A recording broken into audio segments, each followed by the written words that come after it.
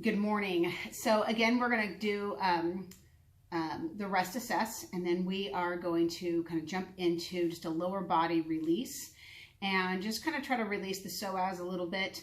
And we're going to do a move called the drawbridge and then a pelvic tuck and tilt to see if we can get some movement out of the pelvis as well. Okay, so let's join in for the rest assess. Remember, the rest assess purpose is to give some clarity to the whole body and to not just feel like you're coming in raw and you're just kind of just jumping in on things, but I want you to start noticing things. You're going to make a cognitive connection to the whole body. Arms are out wide, palms are towards the ceiling, legs are dropped out to each side. I'm going to kick my shoes off. And just lay yourself back on the ground. Take a couple of even breaths. Just kind of breathe into the floor of the pelvis, to the rib wall, to the chest.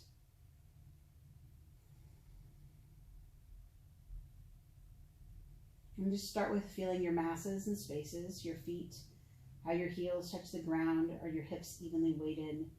Does the mid-back have a back arch to it? Do the shoulders feel like all the weight's on them, or can you feel that weight loaded down towards the sternum? And does your head feel evenly weighted onto the ground with the majority of the weight behind the bridge of the nose?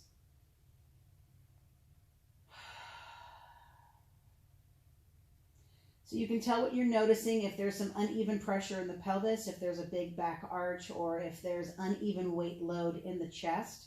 And so just noticing those things, just some very simple ways to connect. Notice if your arms feel evenly weighted to the ground. We'll start with our feet bent or knees bent. Go ahead and bring that roller right underneath your hips. So again, to try to track and see where that hip line goes, you want to take your index finger, put it on the top of your pelvis, and then wrap your thumbs around. And you want to see that your thumbs are on your head side of the roller. You want to drop your rib cage down so you're not in an arch here. You're sunk into the ground slightly, and you can keep your hands onto the roller.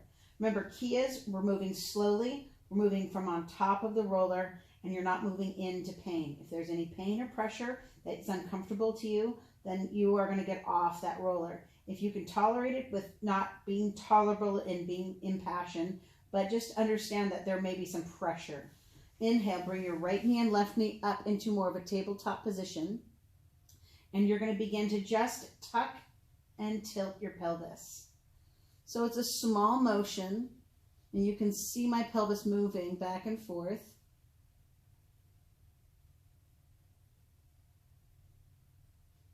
Just tuck and tilt the pelvis on top of the roller. Keep the ribs down, and then we'll put the hands on top of the shins. On top of the knees with the fingers pointing above the knees, and just gently press the knees into the hands and the hands back into the knees, meeting that pressure. Exhale to make sure that your ribs aren't lifting and your chin is close to your sternum. Try to do that tuck and that tilt again without any movement from the knees. So the knees aren't pulling forward and back. You're just moving the pelvis.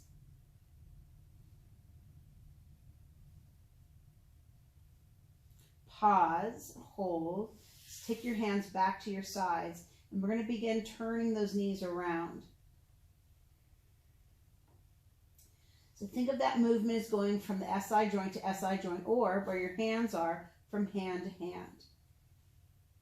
The SI joints are just those little kind of dimples in the back. They're the base of the lumbar spine where the lumbar meets the pelvis.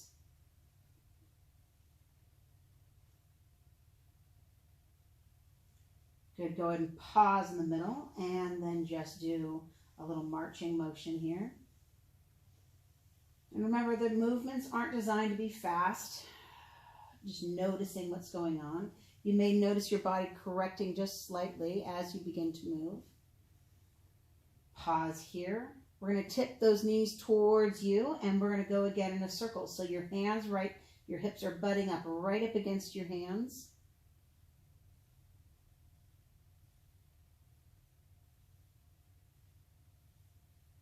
And then you're going to pause, and then again we'll do that marching.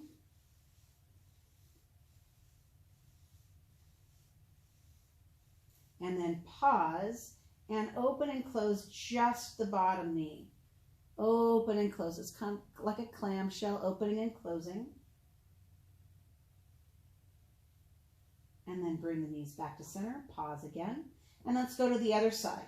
So the idea behind these two moves, this is an SI joint shear, and a shearing motion is kind of a compressive motion, and it kind of brings hydration, kind of like you're squeezing a sponge. Pause with your knees up against your hand, and again we'll start that marching back and forth.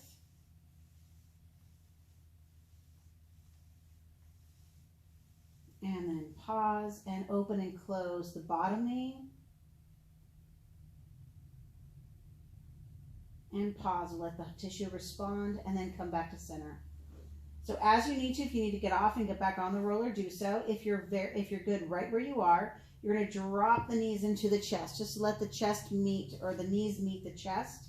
You're going to hold your right knee right into your chest as you extend your left leg to the ceiling. You know, I'm going to do it different. I'm going to do the other side. I'm going to hold my left knee, and I'm going to extend my right leg. So you can kind of see I'm holding my leg, and then I want to lower that right leg out. It's more at about a 45-degree angle, so it's not hanging. I'm not laying over. I'm trying to tuck my pelvis slightly, and then I'm reaching through the big toe. As I do so, I'm pulling that left knee in. Now take that right arm overhead and reach in two directions. You can bounce this right leg a little bit. Keep your chin into your chest just for another moment. Pause, reach.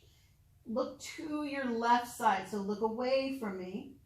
Reaching in those two directions without pulling harder or twisting the hips. And then bring your head center. Bend the right knee, bring your knee into your chest again, let it rest. And then bring your hand back onto that knee. So we'll do the other side, and then that way you can see. I'm going to get off the roller and get back on. And then that way you can see from that angle, because it's a little bit easier to see when I am, that one knee is facing you. So hips back up, repositioning those hips again. Bring your knees up, let your knees first drop in, let the ribs sink back into the ground. I'm going to draw my left knee this time into my chest, my right knee this time into my chest, and I'm going to pull that right knee in, so I'm hugging it in. If you want, you can hold underneath the knee and get a little bit more of a grip. Then you're going to take your left leg first to the ceiling and then lower it down, so you know how far you can go and you can control. And I want you to think of scooping or tucking the pelvis in as we do this. So reach through that big toe, then take that left arm over your head, chin towards your sternum, little bit of a bounce here. Let's just let that left leg bounce up and down. Inhale, and then look over your right shoulder as you reach through and into your big toe of your left foot. Pull that right knee in, big deep breath. And then bring your head center, lower your arm down by your side, slide your knee into your chest, and just let both knees drop into your chest. You're going to lower your right foot and left foot, and then bring that roller back out from underneath you, and we'll lay back for just a nice quick reassessment. Arms are down by your side, shoulders are back, and noticing your feet, your hips, your shoulders, your rib cage.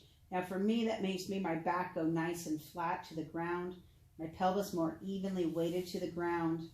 My right hip is a little bit high. It tends to be that way.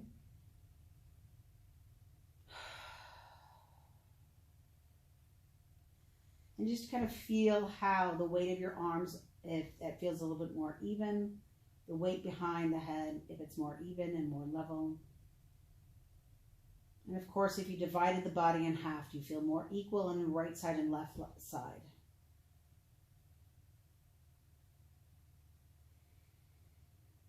Slide your feet in so your shins are vertical, and roll to one side and turn towards me.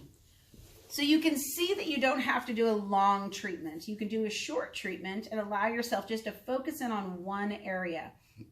So go ahead and revisit this video again.